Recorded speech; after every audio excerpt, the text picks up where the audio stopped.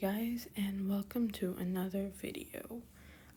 Sorry yesterday's was late and I'm filming this right now and I don't know if I'll have enough time because school starts early like I said in yesterday's video, so I'm really sorry if it hasn't come out, but I'll probably delete this part of the clip if it doesn't come out by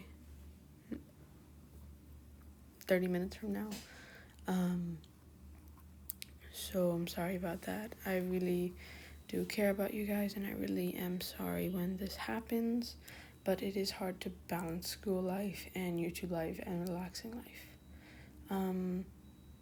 So this one is Lost. I got it from a comment and obviously put the credit up there. I want to say thank you for all your guys' comments because I woke up today and I liked more than 5 and that means a lot. That means that people are watching my videos. So yeah, thanks for all the likes and all the views. That means more than you guys know. So yeah, let's just get started and keep you guys from waiting. Lost. Oh, by the way, this will be a 2-part series. In the second part, I'll say at the end. Marinette had been overwhelmed lately. She was a hero, but also a student. She needed help out in the bakery. She needed to clean her room, but most of all, she needed to relax. That was the one thing she couldn't get. How she wished she could have a day off. It was hard for anyone, but a 14-year-old girl. One day she was crying in bed. Her body was both mentally and physically exhausted. Tiki wanted to help, but she couldn't. Marinette made a hard decision that day. She was going to go missing. That way, she didn't need to do school or anything. She could also dedicate all her time to being a hero. She packed her stuff and left through the window. Marinette was a responsible and organized person. She could manage herself. She got monthly payments from the government. It was a thank you from the citizen. She used that money to live. A few hours later, Alia went to see Marinette. She had realized the tiredness, sadness, and straight pain in Marinette's eyes. She wasn't there. She didn't pick up the phone. Everyone started to get worried. They decided to wait. If she wasn't back by the next day, they would notify the police. A few days later, most of the class thought Marinette was sick. Her parents wanted to keep her disappearance a secret. Alia stared at the city. Chat Noir landed. Hey, Prince. Alia was confused when she saw Chat Noir. What are you doing here? She asked. By the way, they're on Marinette's balcony. She's missing, Chat. I haven't seen her in days. Alia started tearing up. Chat became worried. He searched the entire city.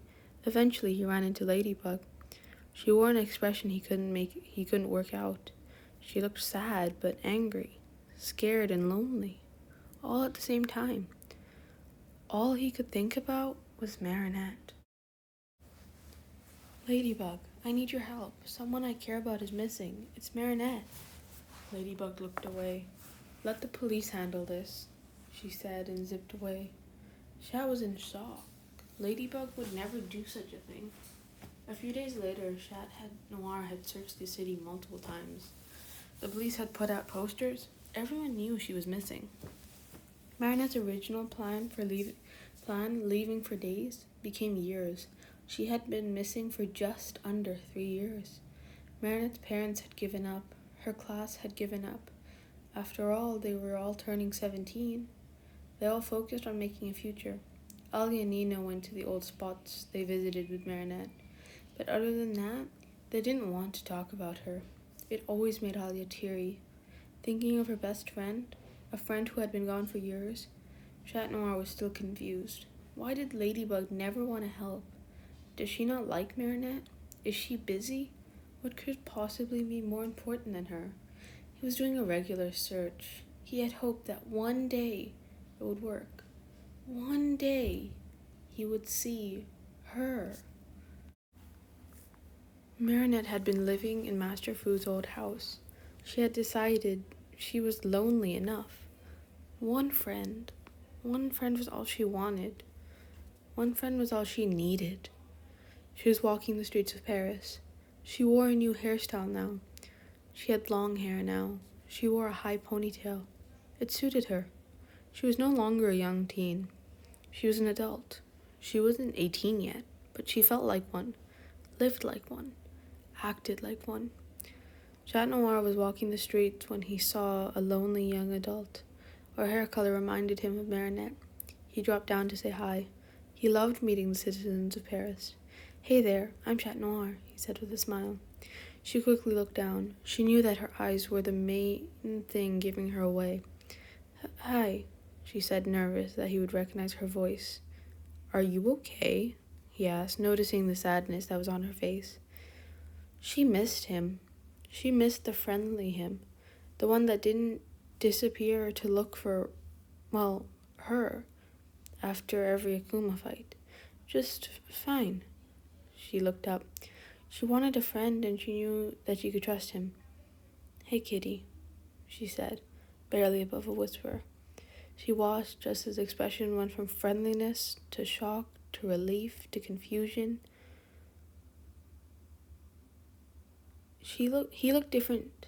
His jawline was sharp. His hair was straighter. His figure was taller and more muscular.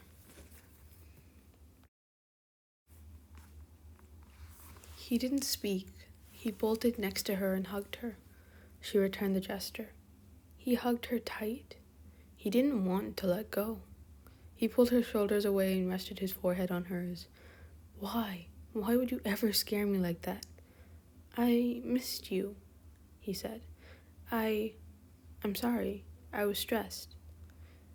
"I missed you too," she smiled. It felt good to hold each other again. He picked her up and brought her to a roof, a random roof, where no one would notice. They talked and laughed. They told stories and secrets. They were happy. Then he had a thought. What if Ladybug knew she didn't want to be found? He looked at her. She rested her head on him. I'm ready to tell you everything," she spoke up. He nodded and got ready to listen. "I worked hard at school. I helped my parents at the bakery. I had chores, and I had homework. I never had free time. And on top of all of that, I was Ladybug. It was exhausting, so I left it all behind." She looked at him. "So that's why Ladybug never wanted to help." And that is the end of the first part. In the second part, he will also reveal himself, and she'll, meet Alia, Nino, and her parents, and, they will start, being together and all that good stuff that you guys love. And I wanted to ask you guys, I don't really have anything to ask you, and my phone has an alarm, which means I have to go. So I really would love to read your comments and talk to you guys, but I have to go. So bye.